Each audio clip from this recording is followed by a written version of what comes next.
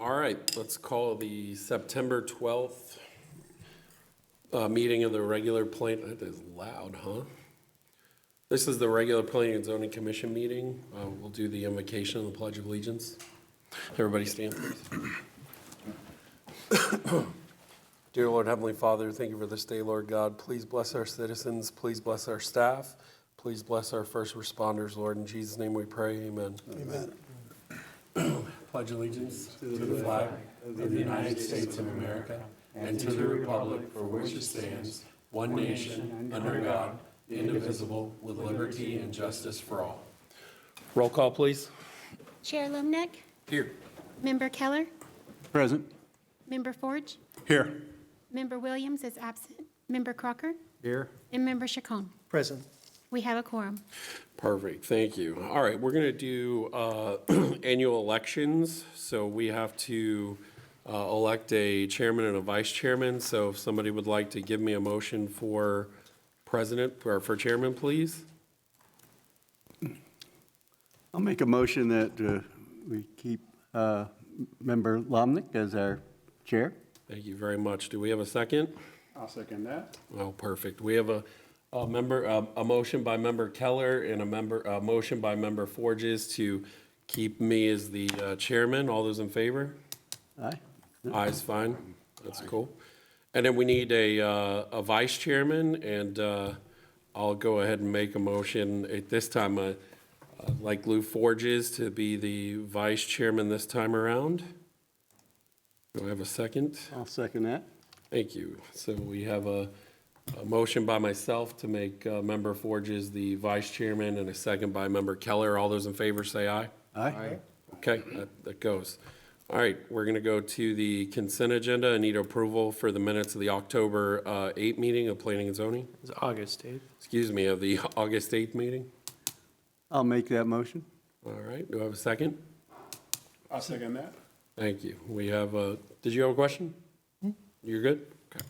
We have a motion by Member Forges to approve the minutes of August 8th and a second by Member Keller. All those in favor just say aye. Aye. Cool. No old business, new business. This is the backyard annexation and rezoning from County A1 to City C2, AX 02 2806 and RZ 230706. Zoning Manager Whitfield. Thank you, Mr. Chair. Good evening, everybody. Good evening. Good evening. So the first item is the backyard annexation rezoning. It is to go from Orange County to City of Ocoee, from County A1 Citrus Rural District to City of Ocoee C2 Community Commercial District. The property is located on the south side of West Road, about 50 feet from the Fountains West intersection, so just immediately east of the Duke Power Plant. It's about 1.5 acres in size. The future land use for the property is commercial on both the city's future land use map and the JPA future land use map. Although the property is in the Wakaiba study area, it doesn't have any protected features. So the requirement for the 35% open space doesn't apply to this property. And the proposed use is for an indoor-outdoor restaurant with C2, so it'll have to meet that criteria. This is an aerial of the property. The surrounding zoning is adjacent to the city by way of the north side, so the annexation is consistent with the JPA requirements for eligibility for annexation. It's surrounded by commercial, and this is just a property boundary survey. There isn't a concept plan submitted with this application at this time because it is going from a conventional zoning district to another conventional zoning district. So it's not like a PUD where there's a land use plan tied to the rezoning. In terms of evaluation, there is no increase in floor area ratio. So the buildable square footage doesn't change. What's allowed now has already been allowed. There's no residential, so there's no density change or anything like that. So from that perspective, there isn't going to be a capacity analysis that's required. But from an operations analysis, when they come in, they may we would be looking at how the intersection functions because it is right there at an opening.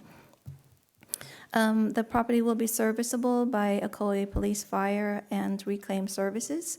Water and sewer will be provided by Orange County Utilities. When it comes in for site plan review, it will be subject to the requirements of the C2 zoning district and all the commercial standards in the code. So with that, the DRC met on this item on August 29th. They did not identify any issues with the rezoning and annexation, and they made a recommendation of approval.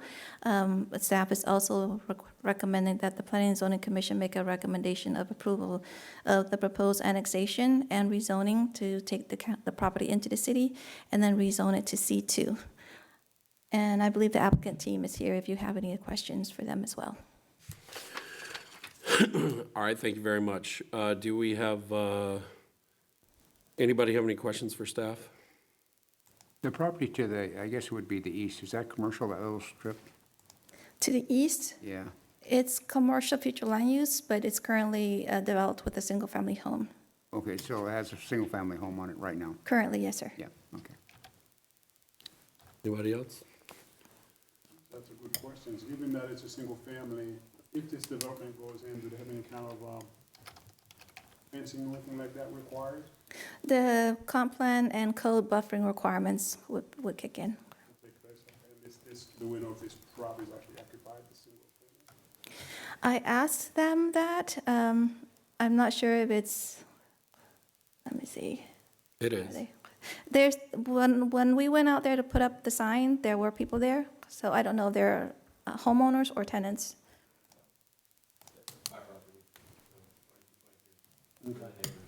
Yep. Oh, I'm sorry. The subject property, there was people there when we went in, but the property to the east of them, yes, it's a homeowner, yes. 1 second, sir. We'll bring you up. Thank you. Now, I see the single-family home, but there's a lot of other land in there. Is that part of that home? The homeowner owns that, all that property there, Which one? to the east of it?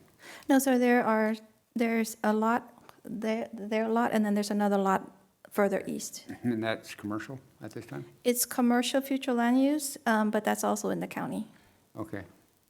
So all of this, what? let me see All my of mouse. it's in the county, right? Yes, sir, all the white is in the county. And what's to the west of it there, that little, The Duke plant, huh? the Duke Energy Oh, Duke plant. Energy, okay. Anybody else? Okay. Is the applicant present? You want to come up, or are you good? No, thank you for your time. Okay, great. All right. We'll open it up to the public. Anybody have anything on this? We'll close it. Back up, anybody else have any other questions? My only question is, and Mike may have to answer this, will that light be up, you reckon, before this gets done? At Wendy's? I think so. I know it's third down, whatever, but. Mike Reamer, Development Services Director. The light you were speaking to is a potential traffic signal at the intersection of Fountains West Boulevard and West Road. So when you say it's third on the list, you're referring to when I was discussing the issues in the area with a meeting we had internally with Orange County. It was third on our discussion list, not third on the county's list for signals. It is a county intersection. West Road is a county-owned and maintained road.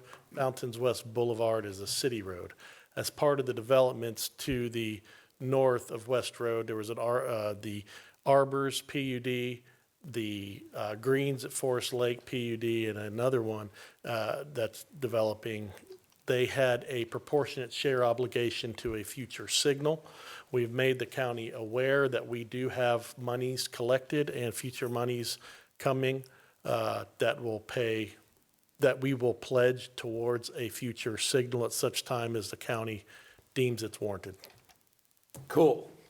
So the answer is no. It will not be in place by the time these good people do their development. Great, thanks. Question, and I just looked at it on the map here a little bit wider. There's no left-hand turn lane out of that median, is the, to turn into Of the this area as a restaurant.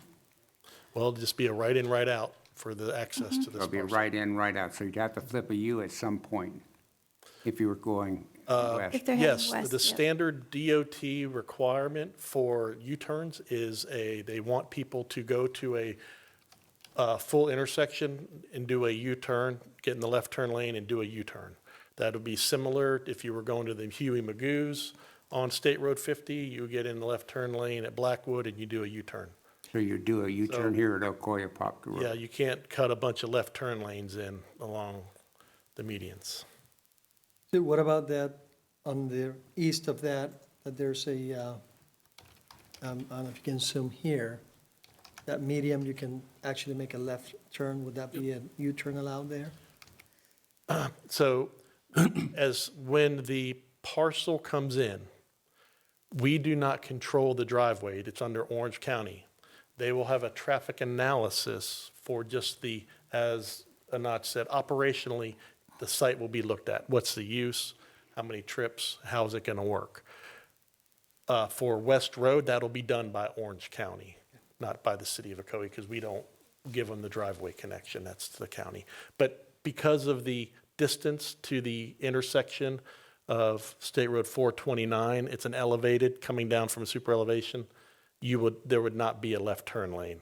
And this project would not warrant a left turn as a single, smaller commercial use. So it would be right in, right out, U-turn at the future signalized intersection. Thank you. Cool. All right, well, then, we're all done, then I'll take a motion. I'll make a motion for the annexation of AX 072806 into the city of Ocoee. Was that a recommendation for approval? Recommendation for approval. Great, do we have a second? I'll second. All right, perfect. We have a recommendation for approval by Member Keller and a second by Member Crocker, correct? Correct. Cool. Yeah. We're going to use the buttons here, so go ahead and vote. All right, that one passed. We're going to do the next one. Can I please get a motion for that, please? Mr. Chair, I make a recommendation for approval for project RZ 234706. Thank you very much. Do I have a second? I'll second. All right, we have a recommendation for approval by Member Forges and a second by Member Keller. Let's go ahead and vote.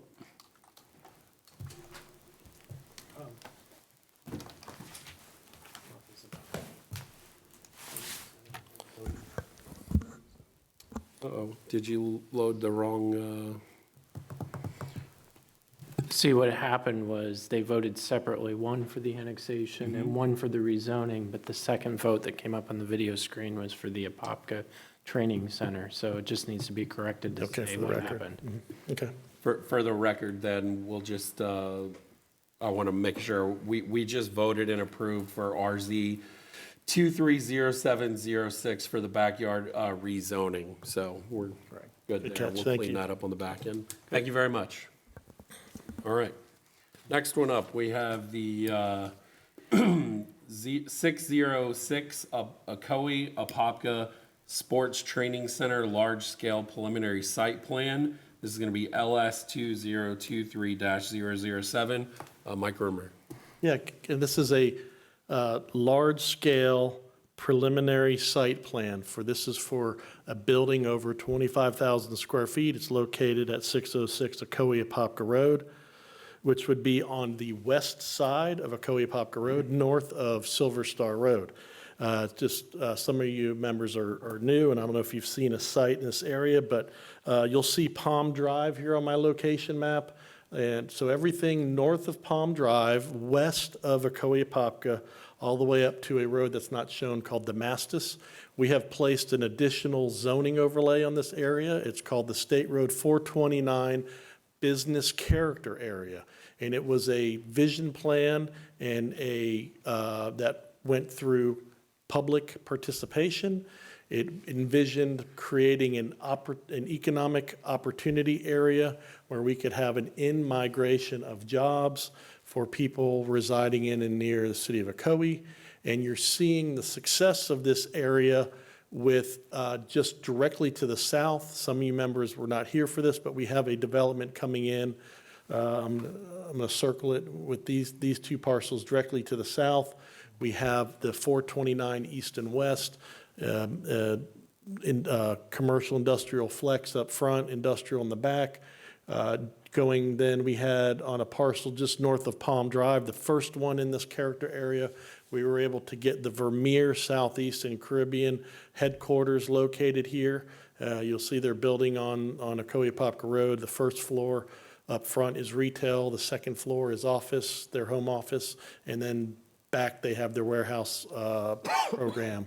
And that business does a lot of servicing, they do a lot of training. And then this, we have at the north end of Damascus, we have the Progress Commercial Park, which is 740,000 square feet of flex, office, retail, industrial. And then this one is really cool. And this is a great opportunity to not only add to this area. This is exactly the type of use, the end user here is what we want. So this is just a little background. The property is currently undeveloped. It has a zoning of I-1. Now remember, I told you we also put an additional layer of requirements on top of the business character area. And it has a light industrial future land use designation. Those two, the zoning and land use match. The green, you see there's a ditch that goes to Lake Apopka. And so what we have is now, under today's environment of construction, the really a good quality, not faster, cheaper, better, but not nearly as expensive, faster, better way to construct is through the concrete tilt wall. And so this project is a 52,800 square foot grade height building that will be built out of the concrete tilt wall process. And then it has in the rear a practice field area. The function of this property is going to be for athletic sports training of various types. So they will have offices, retail, training indoors, and then you can also go right adjacent to it and do some calisthenics, shuttle run. I might go out there at lunch sometimes and do that. But this is opportunity. This is a retail use that'll bring people, it'll be a destination spot that'll bring people to the Ocoee Apopka. You accompany this with the jobs that these other developments are creating in this, and then we will really start to see things take off in the West Road area and Plant Street area.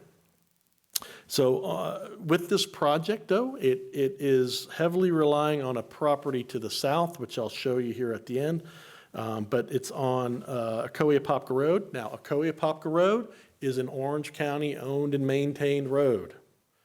They have to do permitting and meet requirements of Orange County for this road. We then have a requirement to provide future dedication of land for a future widening of Ocoee Apopka Road. There will also be in place, they will construct a 12-foot trail instead of a 6-foot sidewalk. They will construct a 12-foot wide walk in front of the property. It will connect to a 12-foot wide walk on the property to the south, and that's where it'll stop. But you got to start somewhere. They will have a landscape buffer. They have the associated parking around the building, and then, as I said, the outside area, and then to the rear is the stormwater management facility, the retention area, which will be adjacent but buffered to the ditch.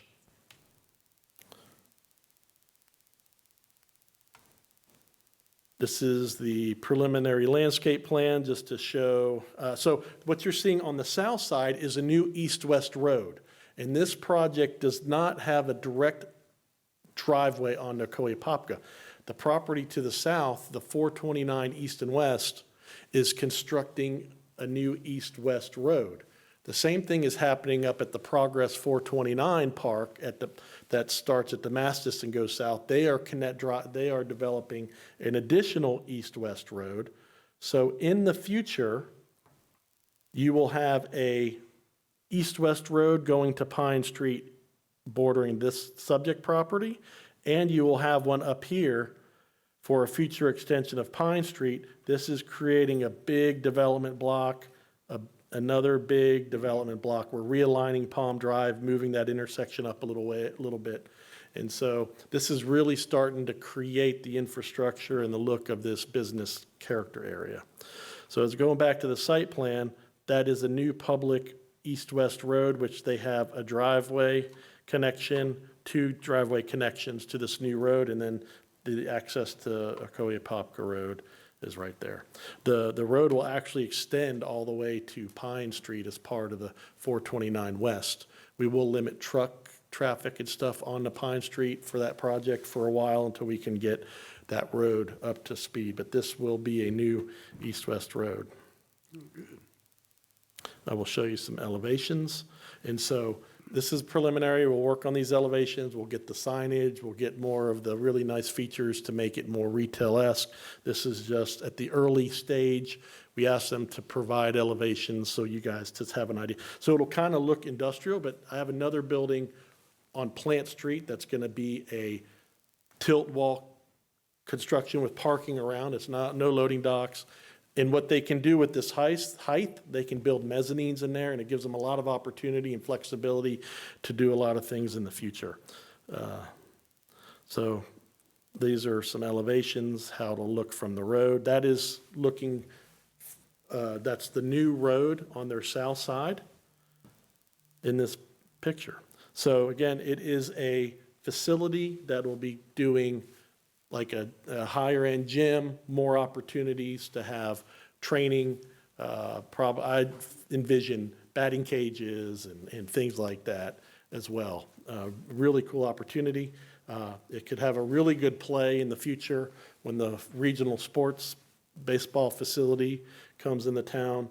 And this will create a lot of opportunities, and it'll just kind of add another dimension to our athletic emphasis that we're placing in Ocoee. You know, we have a really good baseball facility, training facility with TNXL. We have a really dynamic soccer program with OYSL and GGS. And with the regional baseball complex, that'll really capture, this will complement, it might have volleyball, basketball, all sports plus other stuff in here. And so the applicants are here, they can speak more in the building.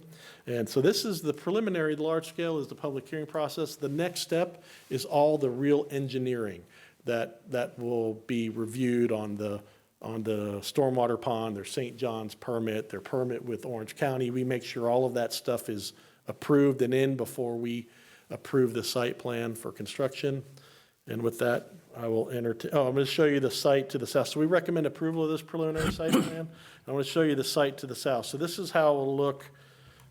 This is the subject property they're building. This is the new east-west road.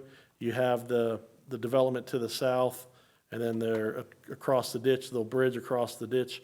This is really creating a large center of commerce, a lot of opportunity for retail users in these front buildings.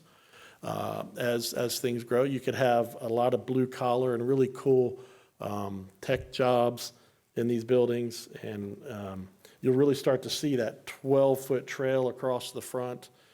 It's taking shape. The proper project to the north, the Commerce 429, they're doing the 12-foot wide walk as well. So you're going to really see some things start to change out on Ocoee Apopka Road. So with that, I'll entertain any questions. Thanks, Mike. Before we get into questions, I want to say, Mike, you and your team's doing a great job. I mean, this is what our overlay should look like, and it's awesome. So Yes, thank you. great job. This building, could be a 24-foot tall, building. This is just going to really create a sense of place. Elliot does a lot. This team did the corner of McGuire and 50, that new Advent Health, and they didn't spare any expense on all of the jewelry we asked to have that place upgraded, so. Could have been a concrete mixing plant. Yes. Anybody have any questions? That was the one to the south. No questions? All right. Is the applicant here. If you'd like to come up, that's fine. And their engineer is here as well, so. If not, no big deal. Anybody here from the public? We'll open it up. All right, we'll close the public hearing. Anybody else have any other questions for staff? All right. Well, this one's great. This matches our character area. It's perfect. It's going to bring more retail in there. It's awesome. So with that being said, I'll take a motion. Mr. Chair, I'll make a motion that we recommend approval of large-scale preliminary site plan LS-2023-007. Thank you very much. Do I have a second? Second? All right, we have a motion to recommendation for approval from Member Keller with a second by Member Chacon. If that case, let's go ahead and vote. Perfect, passes. Thank you very much. Yeah. We're excited to see it. Mr. Chairman, also, I don't want to forget, the cheerleading is the other one I wanted to mention. Yes. So as people think of Ocoee, they'll think of sports and families, and it'll be really cool. Great, thank you. All right, last one we got here is 2493 Sweet Oak Street. This is the Crawford variance. This is going to be VR 2302. Zoning Manager Whitfield. Thank you. Okay, so the variance request is for the property located at 2493 Sweet Oak Street. The issue before the board is whether or not to recommend approval or to take action on a 19.8% variance to the requirements in Table 5-2 in order to allow this property to exceed the maximum allowable impervious surface area by 9.9%. Resulting in a total impervious area of 99%. So the max for all residential districts in the city is 50%. For purposes of installing and constructing improvements in the rear, specifically a pergola, pavers, patio pavers area, sidewalk extension, and other materials along the north side yard and the rear of the house. So the property is located on the east side of Sweet Oak. It's about 586 feet north of Majestic Boulevard. It's just over 8,000 square feet in size. The zoning is R1A, and again, all residential zoning districts in the city is maxed at 50%. So for this property, it's just a little over 4,000 square feet of impervious that would be allowed. This is an aerial of the property. I have a zoomed-in version. I realized looking at the slides that this is really, really tiny. So this is the property here in the blue box. It is surrounded by R1A zoning as well as low-density residential future land use. So the criteria in the code for variances are covered in Section 4-9. There are 4 criteria that each application needs to comply with or demonstrate that it complies with. The first one is that there are special conditions and circumstances that are peculiar to the property, to the structure, or any requirements of a subdivision that are not applicable to other lands. The second criteria is that applying the code literally would result in a deprivation of the applicant's rights to enjoy the property as commonly enjoyed by other property owners. The third criteria is that the special conditions or circumstances of the variance are not the result of the actions of the applicants. And then the fourth one is that the granting of the variance will not confer any special privileges to this applicant that has been otherwise denied by other property owners. So in looking at the survey, the property was built the home was built some time ago. It's in an established subdivision. The existing impervious surface area for the lot without the more recent permits was at roughly 42%. In 2022, the homeowner had a permit for widening the driveway, adding a sidewalk. Let me find my cursor. Widening the driveway here, adding the sidewalk to a fenced area, and then adding impervious to the front foyer area, including the porch area, and then a little bit on this side. So with this permit back in 2022, it increased the lot impervious from 42% to 48%. And then later in 2022, there was another permit for a shed, which is here in the back. So that brought it up to, and it's a small shed, it brought it up a little bit more, so they are at 49.8%. I want to point out too that the lot has utility easements on the two sides of the property, so the north and south. And there are no easements in the rear. So these are pictures that staff took. So the improvements that you see here, the shed was permitted, the sidewalk here and this crushed rocks, impervious, was installed by the property owner. So this walkway in this area here was without a permit. And this is just another photo. These are photos provided by the applicant. This pergola has already been installed without a permit. What the applicant wants to do, and I think she attempted to draw it here, is add 4 feet of additional pavers. So pavers under the pergola, and also pavers 4 more feet around the outside of the pergola, and then a little walkway on each side of the pergola along the house wall. So staff attempted to, I zoomed, photocopied their survey. It's an older dated survey. I made several copies to try to get it to a scale. So this survey here is to scale. And I tried to draw in the improvements that have already been done by permits. So those are all the green areas. So the sidewalk, the wide driveway in this area here. The yellow is the extended walkway that was without a permit. It's our, as you can see in the picture, it's already been completed. The blue is sort of the crushed rocks area. And this rectangle is the footprint of the pergola. And then the slash pink is the additional 4 feet of pavers beyond the pergola footprint. So the pergola is, and the pavers under it, is about 464 square feet. The walkway is another 65. The walkway that's already installed in the back, so another 136. The stoop at the front, there was a flower garden area, plantings that has impervious, and then the crushed rocks.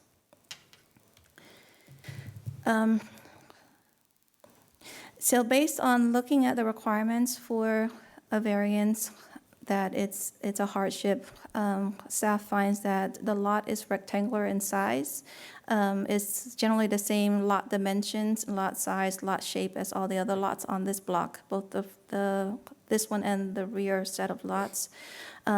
It's not irregularly shaped. It's not a corner lot or a double frontage lot or a lot with 3 frontages. There aren't any natural features to protect. So with respect to the first criteria, we find that there isn't any special condition or circumstance peculiar to this property. In terms of item 2, the literal interpretation would not deprive the property owner of rights commonly enjoyed. When the house was built, they had available impervious area. They've used some of that, almost all of it, and now they're seeking more. In terms of 3, staff feels that granting the variance would confer special privileges to this applicant that have been denied others who are subject to the same requirements in the city. And then the 4th one is that the circumstances were brought on by the choices or the requests of the applicant. So basically, in order to seek to get the variance, in order to keep the improvements that they have and do the final additional improvements, they would need the variance. So because it's a variance, it does not go to DRC. It's straight from staff review to the Planning and Zoning Commission. And staff is recommending that the Planning and Zoning Commission recommend denial of the request for the 19.8%. And just in terms of math, the 9.9% above 50 is the 19.8%.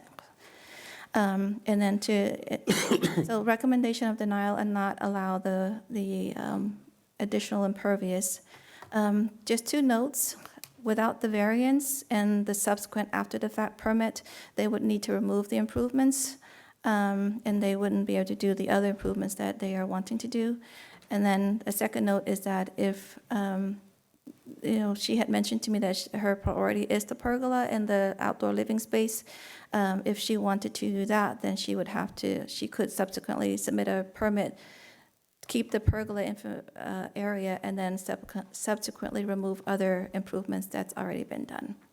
So Shed. those are some Basically options. the shed, technically, right? The shed's 96 square feet, so it's a small square footage. The There's- walkway going- walkway. You had the walkway. Yes. going up. So it could be her choice. The requirement, though, is to stay outside of the easement, which is the 5 feet from the property line. Okay, so we have any And the questions applicant for is staff? here. Oh, I'm so sorry. I'm sorry, the applicant is here as well. Any questions for staff? So you're saying if they got rid of that walkway that goes up to the shed, would that, if they got rid of some of that imperviousness that's already there, the rocks, all the pavers that it would afford to build this part? They would have to get rid of about 465 square feet. Okay. And how much is that walkway going to the shed? Do we know? Yeah, it was on the paper there. It was, It looks pretty big. It's about 136. The pergola, so because it's a pergola, if they were keeping it grass and not installing any impervious, we wouldn't count the pergola square footage because rain percolates through. If they keep the ground grass but put a roof over it, then we would still count it because it's deflecting rainwater. If she wanted to do the walkway in the back, the pavers under the pergola and around, I would have to add that up, and then I could we can work together to figure out how much that would take out. But it would be almost essentially the entire walkway, and maybe the shed. So I'd have to look at those numbers. You know, they do install the pavers with grass and kind of a design type thing, too. They're not solid pavers. Would That- that reduce the amount? Not by much, because in order to get the stepping stone, they would still kind of be relatively close together. And I know that she really, most of our applicants don't want to deal with the weeds and the grass issues with maintenance, especially grass growing in between pavers. If that's something that she wants to do, we would certainly work with her and draw out everything and make the numbers work, depending on how this decision goes and at the city commission. all right. So our best option would be just to make a calculation of how much of the previous work. Was was it unpermitted to put that walkway to the shed? Everything yes, sir. The walkway from the fence to the shed was unpermitted. Everything, the walkway and the driveway extension on the outside of the fence was Were permitted. permitted, yeah. Okay. One other question, if I may, Mr. Chair. What will this, and I don't know if you'll know the answer for this or not, but what, if anything, will that do to drainage onto the neighboring yards? If we're starting to go over the amount of pervious that you're allowed? So the easements let me just back up. The subdivision plan, the subdivision's drainage plan, let me see if I can go back to.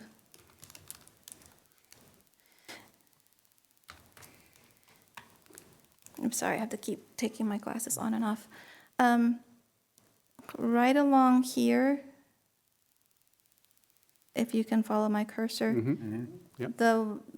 The waters from the backside of all of these lots, it slopes to the west, and then it goes down. So her lot and all the lots in this block, they slope, the water runs from the backyard to the front yard, and then down to the catch basin, the inlet on the south side of Sweet Oak. So the easements on the side is for utilities, but if they keep everything impervious, the water would not be, it'll be running further. So they may not flood their neighbors to the north because the nature of the water is going southward. They may flood their neighbors to the south and a little bit to the west. All right. And then I guess I got one other question, but I think it's more for the owners than All right. staff, so. Bring them up. Mr. Chair, the owner has she has something that she wants to Yeah. say. Yeah, I'm going to open it up for the applicant to come on up if you'd like. And just state your name and address for the record. And I just want to ask you one quick question before you start. Would there be any way that you'd want to put this on hold and try to remedy those other situations to try to get more impervious to do the pergola? I guess I don't understand, meaning You taking. you have a lot of footage here, right? So I mean, would you want to try to get rid of some of this other stuff so you can have the pergola? Yeah, I explained that prior to the whole variance being submitted, that either if the variance of 9.9% can either be approved, or I would take out the current walkway, the current crushed concrete, and all of the approved permit that I've done before. Yeah, I mean, it looks like you got to come up with about 400 square feet or so. So I mean, would you, Yeah, I already told would you. you rather put this on hold? Can we do that? Yeah, Table Mr. Chair, this? so, yeah, when I met with her on site, the purpose there was to just calculate, physically measure everything, take all those numbers and come up with some numbers. We discussed options. She wanted to pursue to see if the variance would go through. If it doesn't, then we'll look at other options, and we'd be happy to look at that. I can't speak for the board, but Yeah. let's see what Mike has to say real quick. Oops. Just for the edification, we have some new members with this variance. I just want to give some background on drainage and what it means. So when the subdivision was designed by a licensed engineer and permitted the stormwater system through the St. Johns River Water Management District, they figure out all of the sidewalks and roads and house footprint, driveway, and they design the stormwater retention to be able to hold that stormwater at depending on the year of the subdivision, at a certain event, a 100-year, a 95-year, a 20. But it's designed, and they provide in that calculation how much impervious it can be per lot. Back in the older subdivisions, it was 50%. So what I'm saying is, with regards to the imperviousness and why that matters, you got to look at it, you can't look at it on a lot by lot. We have to look at it on the grand scale, that if 50% of the lots out there violated the impervious, there would be an issue with the amount of water not soaking in as planned, and also the volume and rate at which that water would go to the retention pond. It would be more water at a faster rate. And so that's why this is not the fun part of our job, but that's why it's important. That's why we're here. I just wanted to kind of give you that background. It's not because we don't want people to, Thank we you. want them to maximize their yard as much as they can. Mark, you said in the old days it was 50%. Is that standard changed in the new? In a lot of the newer ones, because the drainage designs, or there's other mechanisms under drains, they can go 60%, 65%. So this drainage plan was not done to that. So. Great. So with that being said, ma'am, do you want to try to go back and figure this out? Because I can't speak for the board, but we typically don't approve these type of things. Yeah. So I guess for my, confusion was I wouldn't have paid the $250. I would You'll have, still need the variance. right, well, if I took out everything that I've permitted thus far, I would have had the square footage to, Sure, it's up to you. You have an unpermitted at this stuff point, I there really don't too, know what I'm so supposed to do. it's- Okay, go ahead and say what you were going to say, I'm sorry. Amanda Crawford, 2493 Sweet Oak Street. The only thing that I could honestly say is that this entire process is fairly obviously new. You don't get a manual that says you're supposed to know about your impervious square footage. Not that I try to do anything unintentional. Honestly, this entire thing, I told on myself. So I was literally the one that called City of Ocoee and was like, hey, I'm trying to do X, Y, Z. So it wasn't like anything was hidden. And at the end of the day, I got support from my neighbors that basically said they didn't necessarily disagree or object to 9.9% and just got their blessing from it. But yeah, that's pretty much it. Thank you. You have a question for? Yeah, I do have one question. Is there a homeowner association in your subdivision? Yes. Have they approved this? Yes, back in 2020, when I originally wanted to have the pergola in the backyard and the shed, I had gotten approval from them back then. It just hasn't been executed until now. When I did the extension of my driveway, I took it from concrete to the pavers in the driveway and the walkway on the side. It was really only for aesthetic purposes. I'm a DIY enthusiast. That's just what I do.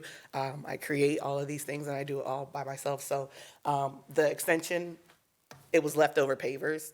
And honestly, like at the end of the day, it's just being transparent. I didn't know anything about impervious until I literally called, and that's when it was brought to my attention that you've got rules that you can't put so much stuff on your property line. Okay, thank you very much. We need to open it up to the public. Is there anybody else here that wants to speak on this matter? Okay, thank you, ma'am. At this point, I'm going to close the public hearing and bring it back up to the dais. Is anybody? Mr. Chair, she has support letters from her neighbors that I'm going to surrender to the clerk. Okay. The Is anybody 2020 else? approval from the HOA was prior to putting in the shed though, right? I'm sorry. Said it was part of her That whole was part of the package. shed. Yeah, it was, So that, she did that in 2020. Question, if she did stepping stones on the 4-foot area around the pergola instead of pavers and took out the walkway to the shed, how much would that get her? without knowing the size of No, the she's gotta stepping measure stones, I literally would be I mean, you know, calculating, like little stepping you know, stones, you buy them, Don't So even by- want to speculate. yeah, yeah. Has to be, she got to measure it. So, if I could, Mr. Chairman, we have these requests quite often. We're seeing it unfortunately more and more where the HOA is telling their members that, oh, you just need to be able to walk around it. We have someone earlier today where her HOA said that you just need to be able to walk past between your pergola to your house. It's literally 23 inches. The code requires that it's at least either connected to the house or 5 feet away. That's just a requirement. Or they're saying, oh, you don't need to get a permit because we have approved it. And when those instances come, staff does try to tell them the HOA can be more restrictive than the city. They just can't be less restrictive than the city. okay. I'm going to open it back up to the public for just 1 second. Before I go for a vote here, ma'am, do you want to put this on hold and take it back and try to? It's up to you. So what are the implications if she puts it on hold? I'm guessing she already paid for an application, so she can put it on hold, make improvements if she wants, and then doesn't have to pay again? Is that? I don't know about that, but, you know, she'd have to look to see if she can get rid of the things that are there to take care of this space, right? And if it's not enough, she'd have to come back to still to get the variance. It will still be the same application, it's just on hold. Okay, She wouldn't have to reapply. reapply. But if we take a vote, then she will have to reapply. Well, it depends on the nature of the vote. So if the vote is to recommend denial, then it's the same decision by the city commission. Right. Why would she, if she were to seek a different variance, that would make sense. But if it would make sense to seek the same variance, there would have to be some adjustment. Yeah, she couldn't come back for the same thing. So we either, whatever happens tonight, approval or denial happens, right? And then she either has to mitigate the circumstances to change what it is and then come back to try to get that permitted or not. So if she puts it on hold tonight, maybe there's a way she can make changes, and then if not, so what would you like to do? Okay. All right, we're going to close the public hearing again. If anybody doesn't have any other questions, I'll take a motion, please. Taking motion to deny? Recommendation for denial? Great, thank you. I have a motion for recommendation of denial. Do I have a second? I'll second it. Okay. We have a motion on the table by, you're not an alternate member tonight, matter of fact, you are a voting member, so that's fine. Were you? Yeah. Yeah, since Member Williams is here, you're allowed to vote tonight. So we do have a recommendation for denial by Member Chacon and a second by Member Crocker. Does anybody have any other questions before we vote? Well, I just wanted to make a small comment, right? So, like it was mentioned before by Mr. Mike, all the engineering went in place to make the community safe. So that's why we have this parameters. Because right now, it may sound like, yeah, I have the space, the neighbors might be okay with it. But then when something happens, then it comes back and why did the city fail us and all these bad things happen? Understandable, I just felt like when I'm sorry, I'm so sorry, we can't have, because I closed the public hearing, I so apologize, but we already have a vote on the floor, so we can't go back and forth anymore. I'm so sorry. So in that case, then, we're gonna take this is a yes or no vote, this is to vote to deny. So please vote. All right, it passes to deny. Sorry, ma'am. All right, that is done. So miscellaneous, we have a project status report. Any questions for me? We have the opening of the Unity Park later this month. And then we have as you see, we have another lovely clerk down here that you've all met, Amber. Kathy went on to opportunities near to her, not too far from here. And so we will have Amber as your board clerk. And again, in my office, you'll be dealing with Margie and Danielle on items. I see some of you were delivered your shirts today. Yes. We did get an order today or recently.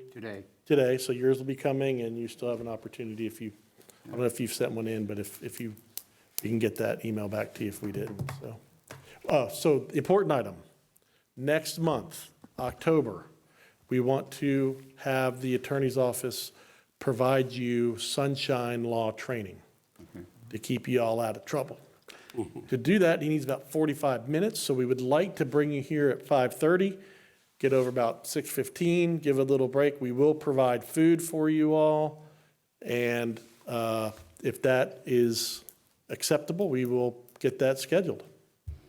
Do you need a motion on that, or? No, it's just Just you're all going to be here, and you can make it at 5:30. We'll remind you. Yep. Awesome. Cool, that's great. Otherwise, any questions? No, just a comment under, I think it's District 4, Wynwood, Phase 3 and 4. First review comments in 2923. I'm sorry, what's that? The Wynwood? I don't have that in front of me, I'm sorry. The Okay, Wynwood no, project? Yeah. Is it? Phase 3 and 4. Phase It three. just states in the comments to the side, it says first review.